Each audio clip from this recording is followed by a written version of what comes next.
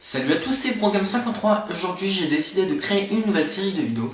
Donc, cette série de vidéos se portera sur des anecdotes de jeux célèbres. Et aujourd'hui, on va commencer avec le premier Resident Evil, sorti sur PS1 en 1996. Au départ, Resident Evil devait être un FPS entièrement en 3D. Malheureusement, le créateur du jeu Shinji Mikami, voyant que la PS1 n'était pas assez puissante, il décida donc de créer des décors précalculés, fixes, réalisables et des personnages en 3D. Le jeu fut nommé Biohazard au Japon. Malheureusement, Capcom a dû renommer son jeu Resident Evil aux USA car un groupe de métal portait déjà le nom Biohazard.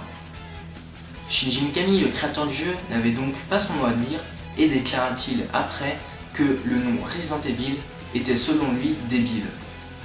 La jaquette japonaise du jeu comportait les mots Survival Horror en japonais et en anglais.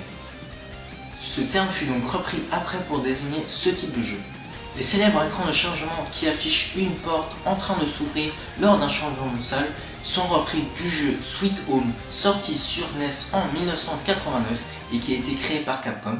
Mikami a donc décidé de s'inspirer grandement de ce jeu-là. Le développement du jeu a commencé simultanément sur Saturn et PlayStation. Malheureusement, Shinji Mikami, voyant qu'il avait du mal à maîtriser les nouveaux hardware sur Saturn, a décidé donc de se focaliser avec son équipe uniquement sur la version PlayStation. La version finale sur Saturn sera donc terminée bien après puisqu'elle sortira 16 mois après la version PlayStation. Étant un grand fan d'Alfred Hitchcock, Shinji Mikami voulait appeler son jeu Psycho à un moment de la réalisation du jeu pour rendre hommage au film du même nom.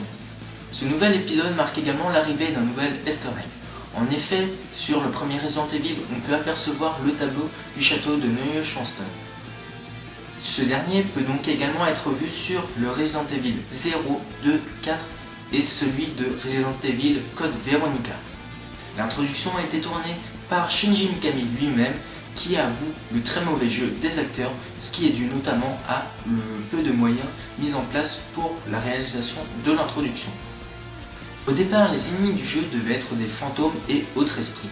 Mais influencé par les films de Romero, Mikami décida donc plutôt d'inclure les zombies, dont la lenteur fait progressivement monter la pression chez le joueur. En plein milieu du développement, le jeu a failli être interrompu. En effet, les hautes instances de Capcom ont appris à Shinji Mikami que Capcom ne voulait donc pas décider de continuer à produire ce jeu. C'est donc Tokuro Fujiwara, le papa de Ghosts & Goblins, qui a donc décidé de forcer Capcom à continuer de produire le jeu. Et voilà, c'est déjà la fin de ce premier épisode sur les anecdotes de jeux vidéo célèbres. Donc j'espère que cette vidéo vous aura plu. Si vous avez quelques astuces pour m'aider à m'améliorer, dites-le moi. Ce sera avec très grand plaisir que je ferai ces petites modifications. Et puis on se retrouve à la prochaine pour le deuxième épisode. Salut!